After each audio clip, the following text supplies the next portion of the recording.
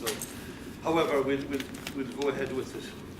And I think this is, as I said, the 6th time we've had this conference, and it's a very special conference, exploring, I suppose, the contribution of women to society and how women have been excluded through folklore, mythology, etc., and how misogyny has probably ruled the world.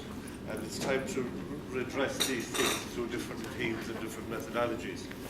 And I think there was a great goddess, Maha, that cursed the advent of male dominance.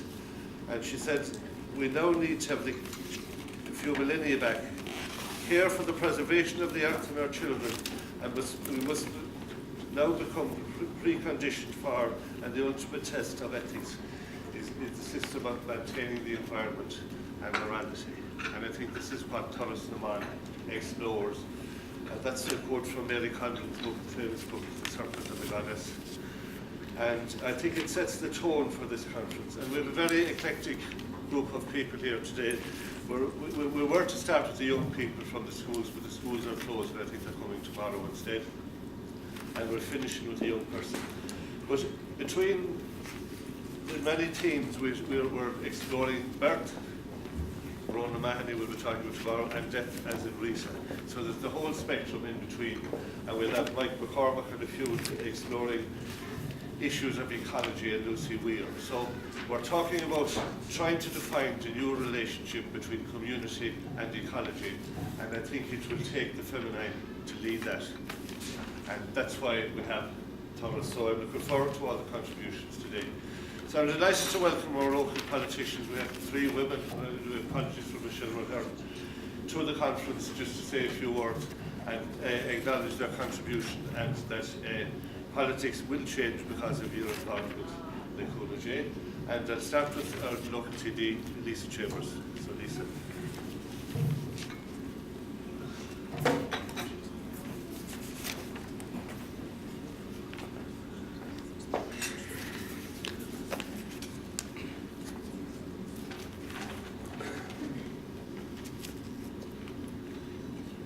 Good morning, everyone. Glad that you all made it here safely. It was a little bit windy this morning. It is an honour to be asked to speak at the opening of this important conference. And I would like to thank Justin and all of those who are involved in organising this event for that invitation. I am particularly honoured to speak on a panel that includes contributions from the various roles that women play and have played in our society. And I am certain that the excellent contributors listed on the conference floor will provide for interesting debate over the couple of days. In thinking about the journey of women, I am reminded of my own journey in politics, and in particular some of the events that have dominated my political career to date. Indeed, isn't it appropriate that we reflect on the role of women in politics in this year of 2018, 100 years after the introduction of universal suffrage and the extension of voting rights for women? In an election that is remembered for the seismic shift it delivered to the Irish political landscape, I wonder what part of this was shaped by the expansion of the electorate that now, for the first time, included women.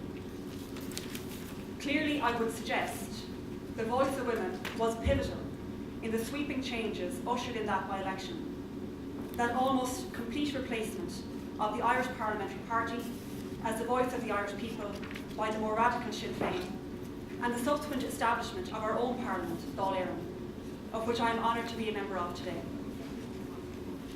As all of you are well aware, that first Dáil elected a cabinet that included a woman, Constance Markievicz, who became the first woman in the world to hold a position as a cabinet minister, serving as a Minister for Labour from 1919 to 1922, and then went on to be a founding member of my own party, Fianna Fáil.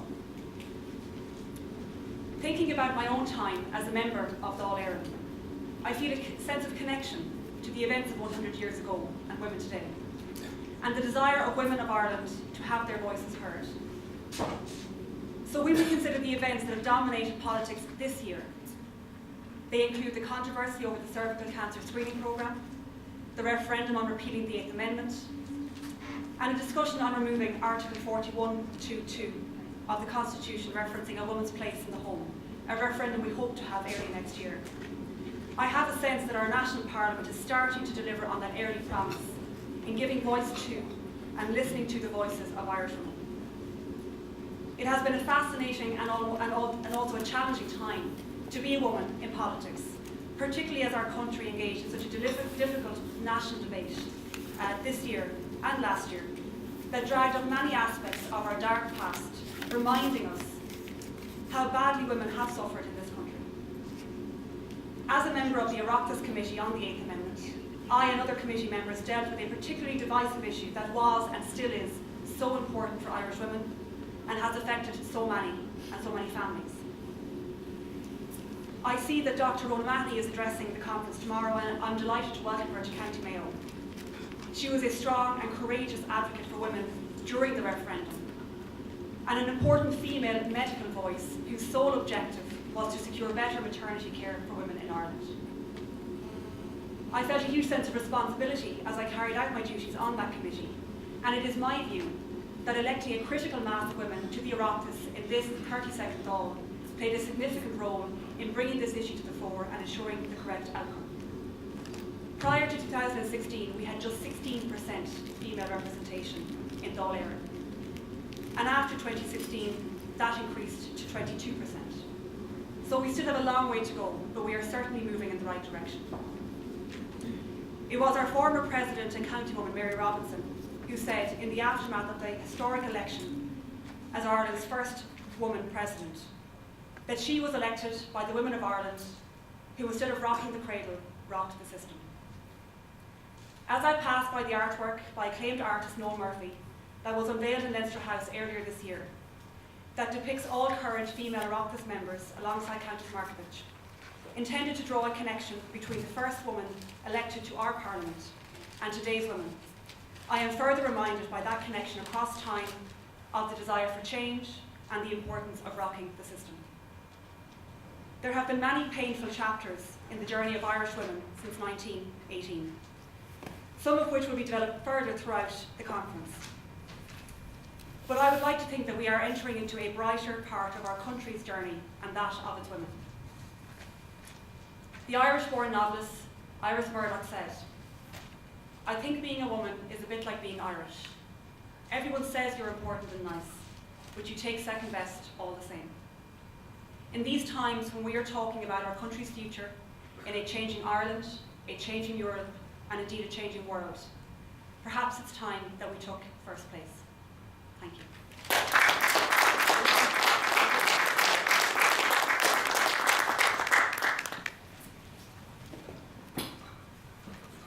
Thank you very much, Lisa. I think you have succinctly stated the role of women and the new leadership role of women in society and how that can be taken forward. And you heard it here first. But now I'd like to ask Senator Rose Conway-Walsh, who Rose has been a long-time community activist here, and she's Senator. Thanks, Justin.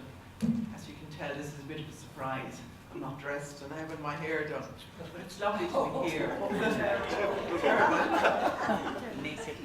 And welcome to Lisa and everybody. It's lovely to be here. And it is a pity that the day isn't conducive to us having more people here, and I can understand why a lot of women who'd love to be here today aren't here because of the weather. Even the hairdressers are closed down there, you know. Bridget, you're in real trouble. I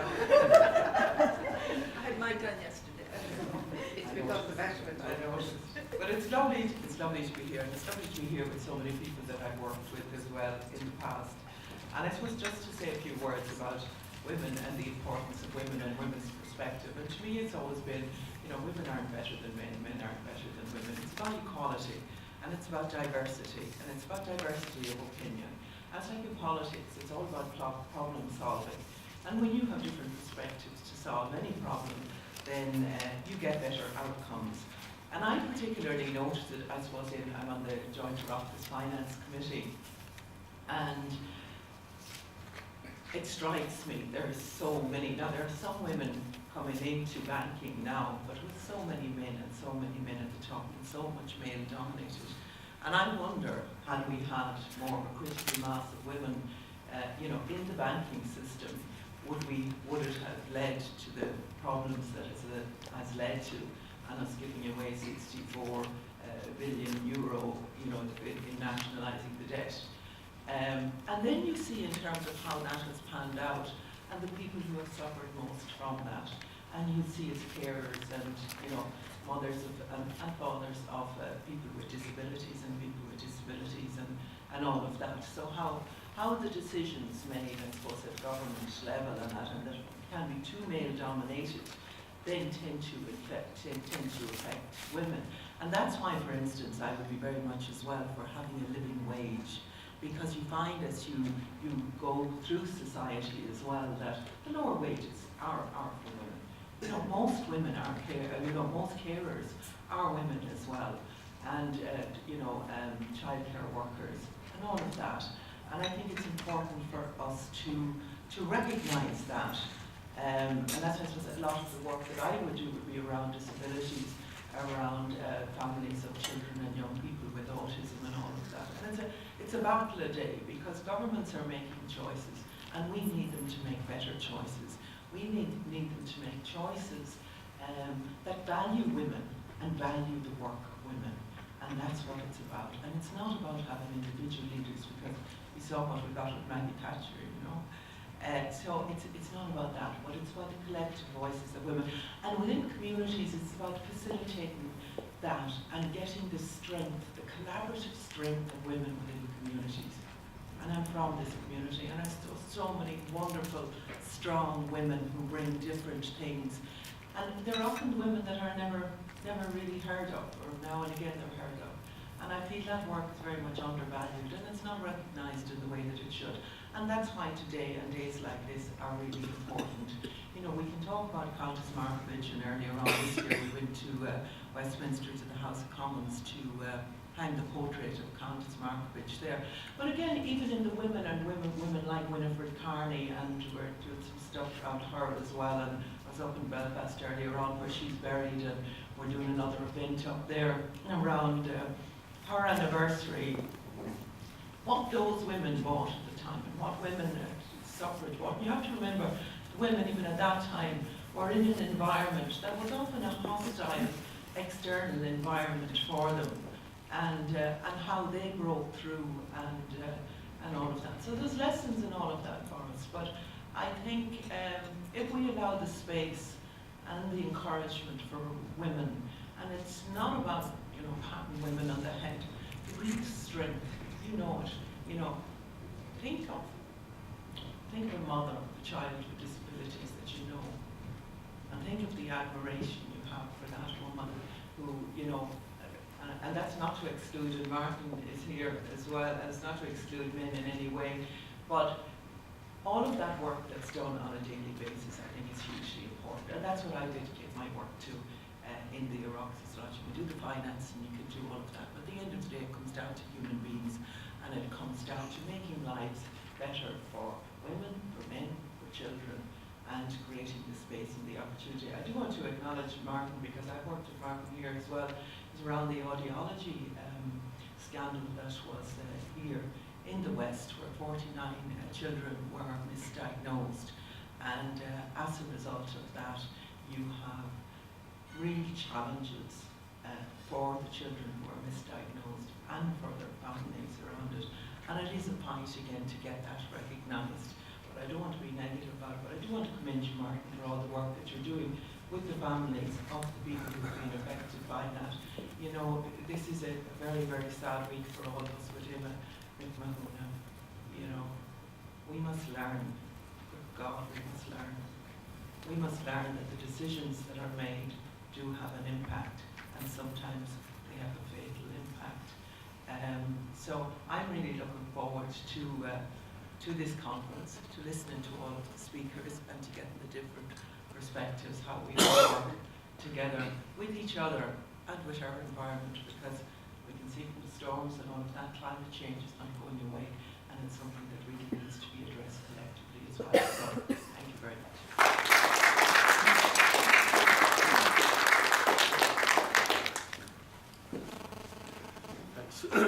Thanks very much, Rose. wish I had a reason to go to the hairdresser. I think one of the issues raised there is the issue of social exclusion or social inclusion. And I suppose it's apt that this conference is being funded today by the Department of Rural and Community through the Social Inclusion Programme. And I welcome Barbara's contribution and Paul's in the new emphasis and the flexibility they've given us in this programme to indulge in new methodologies to approach disadvantage and new ways.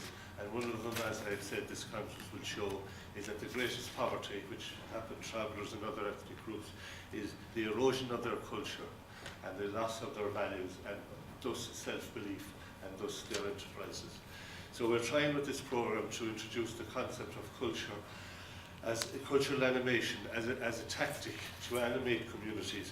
Start with that and leadership and lead to enterprise. I think these are the steps we have to follow. And as I said, this programme allows that, and it's very welcome because of that. So it's very apt that this issue was raised that way. Now I'd like to formally ask Kevin Hegarty, Father Kevin Hegarty, a long-time friend and colleague of mine who has been involved in social inclusion issues and community development since I started way back in Mayo, and he's a present board member of Mayo North East, and is a constant advocate for people in disadvantage and people in distress, and is a great writer, as you all know, and look forward to the Mayo News every week. And Kevin is, as I said, on behalf of the board, he's formally opening the conference.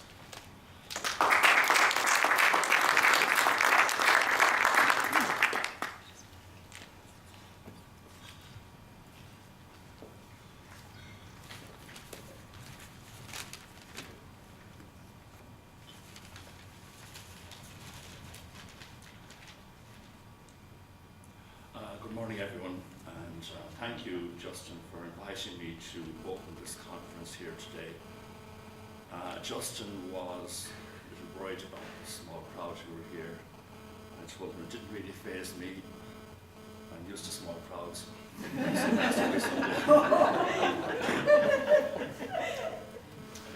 I don't intend to speak for any great length, really, because I'm aware of the irony of a conference entitled Turas Welcome being opened by a man. But it's not quite as crazy as happened some years ago in the Vatican. There was a conference on the role of women in the church, and the first 10 speakers were male clerics. I'm sure you can guess where that ended up. So I'd like to commend the initiative of Mayo North East Company in continuing its series of conferences on Turas Welcome, Journey of Women Through History. And I know Justin and staff here in Belmont and in Foxford have worked hard to bring this conference into being. I believe the concept of a conference on Turas Welcome is imaginative and prophetic. It is only relatively recently that the experience of women has been recorded and reflected, or is beginning to be recorded and reflected in the major narratives of Western civilization.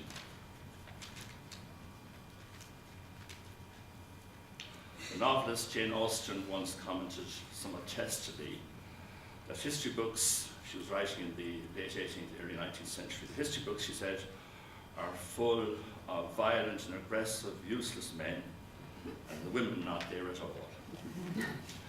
And it's an exaggeration, but it does contain a central truth.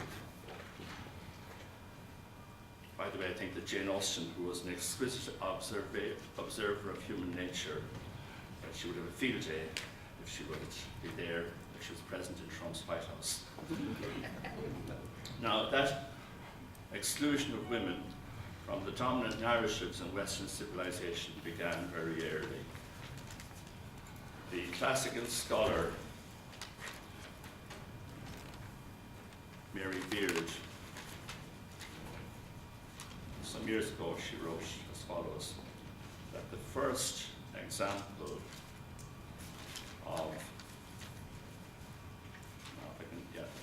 recorded example of a man telling a woman to shut up, telling her that her voice does not need to be heard in public, occurred almost 3,000 years ago. and she referred to the great literary work, the Odyssey of Homer. Odysseus had gone off to the Trojan War, leaving his wife Penelope waiting for him for several years. And during that time, their son Telemachus grew from a boy to a man. And on one occasion, Penelope is up in her room and she comes down to the main hall, and the bard is singing a very sad song, the kind of thing that you find Irish country and western singers do all the time. They say that country and western songs, if you play it backwards, you'll end up happy. Anyway, there it was, singing a sad song. He reminded her of Chesterton saying once that great Gales of Ireland, the men whom God made mad, for all their wars were merry and all their songs were sad. But anyway, she was annoyed that this sad song was going on for so long. And she interrupted the bard and asked the bard to sing a happy song. And her son, who was just about 17 or 18, he says to her, "Mother," he says, "go back into your own quarters and take up your own work, the loom and the distaff. Speech is well the business of men and all men, and for me most of all, for men are the main power in the household." And brought Penelope went up to her own room. And I think that is, you know, that in many ways is an image of how women were excluded from the main narratives of Western civilization for so long. And in the last century, I suppose, some progress has been made. When you think of it, like no thing is, 100 years ago in February, the House of Commons passed legislation giving women the vote in the British Isles. And the first election took place, as Lisa was referring to, just in December of 1918. And it's just 100 years, very short in the context of world civilization. And of course, during that time, many Mayo women played a special role in Irish politics. I think of Kathleen Lynn, who was involved in the 1916 Rising and afterwards in the War of Independence, and also set up a children's hospital in Dublin. And Margaret Connery, the Westward woman who was involved in the suffragette movement. And, you know, many women were involved in that revolutionary period from 1916 to 1923. And if you were to read the history books up to about 2 decades ago in particular, you would think that women weren't involved at all. They were almost excluded really from that narrative in things of the creation of the Irish state. And then in the years up definitely, I think, to, we'd say maybe almost the election of Mary Robinson as president, the church and state conspired to confine women to a domestic role. And women were just seen, they had no property rights in the 1960s. They had the marriage bar on people who were involved in public service. And you had, of course, women like things like who were not, the education opportunities were few for them also. When you think about it also, in our main universities, it's only about just over 100 years ago that women were actually allowed to study in Irish universities. And there's a wonderful vignette, when they were first allowed to study in Irish in the NUI, women and men, however, had to take examinations in different places. The examination hall, one was for men and one was for women. But on one occasion, there was a student called Frances, whom they thought was a male. But it turned out it was a female Frances, and she turned up to the hall for the examination. There was pandemonium at the time when she turned up. What would they do with her? The female examination was taking place a good distance from there. Where would they push her? So eventually they decided to create a little hutch at the back of the examination hall and to place her in the hutch so the men would not see her. Anyway, it's an image of the exclusion of women from school. So you found that in those years, in the early years of the Irish state, women were confined mainly to a domestic role. I remember some years ago reading an article on Irish immigration, and the National woman was interviewed for the article, and she had left Ireland in the 1950s, and she said she left here in a phrase I find very resonant, because there was nothing for us here. No work, no education, no choices, no sexual freedom. And in many ways, women in Ireland at that time were confined to the domestic sphere. And I'd like to read to you a poem by Gillian Clarke, which is a humorous and rueful reflection on the limitations of domesticity and the death of dreams. And this poem is called, by Gillian Clarke, is called Overheard in County Sligo. I married a man from County Roscommon. I live at the back of beyond, with a field of cows and a yard of hens, and 6 white geese on the pond. At my door is a square of yellow corn, cut up by its corners and shaken, and the road runs down through the open gate, and freedom's there for the taking. I had thought to work on the Abbey stage, or have my name in a book, to see my thoughts on the printed page, but still the prouder to look. But I turned to fold the breakfast cloth and to polish the lustre and brass, to order and dust the tumbled rooms and find my face in the glass. I ought to feel I'm a happy woman, for I live in the lap of the land, and I married a man from County Roscommon. I live in the back of beyond.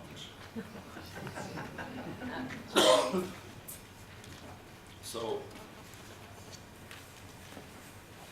just in conclusion, I think that this conference and conferences like this are very important, and I hope I say that in a way that's not patronizing, because they drew attention to the imperative of recording the experience of women in society, so that society itself might be informed, enriched, and challenged. When people are excluded, marginalized, patronized, and suppressed, there is always great pain. And it is crucial to bring the fullness of our history, the burden sometimes of history, sometimes the great things that happen to history, to light, so that we can live better. And I think that there are many dark aspects of women's history in Ireland in particular. We know, are coming to know the story of Magdalene laundries. We know just how unmarried mothers were treated in our society. A society that claimed to be both nationalistic and Catholic and Christian. And many people, so many people, in particular women, were excluded. And there was often great pain in the theology of the Catholic Church as experienced by women. I think especially of the theology in regard to limbo. Limbo was a dream, something dreamed up by medieval male theologians to explain why children who were not baptized, they claimed they could not go to heaven, so they created this sterile place called limbo for these children.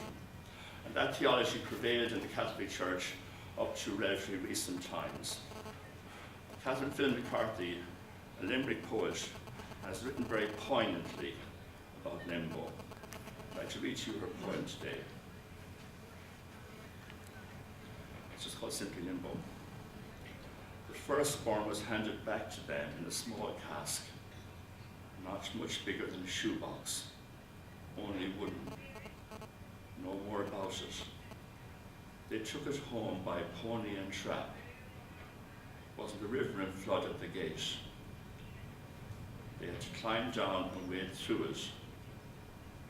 And she went alone with him to the corner of a field below the house, a dry shaded place where he opened a grave, for it was April then, and the pinkish blossoms of whitethorn were emerging, and they lifted it low together into the sods of damp earth, placed holy water with it, and everything she could to lay a holiness into rest, as far as giving the boy a name. It was Martin, her brother in Chicago. And when it came to saying goodbye, he had to draw her away. She was so lonely that shook him while he covered it with clay. For up to then, she never had a care in the world. She was a demon for style, for high heels. You've never seen the like. Though she gave birth again, she was often seen alone in that field. children who were unbaptized were buried in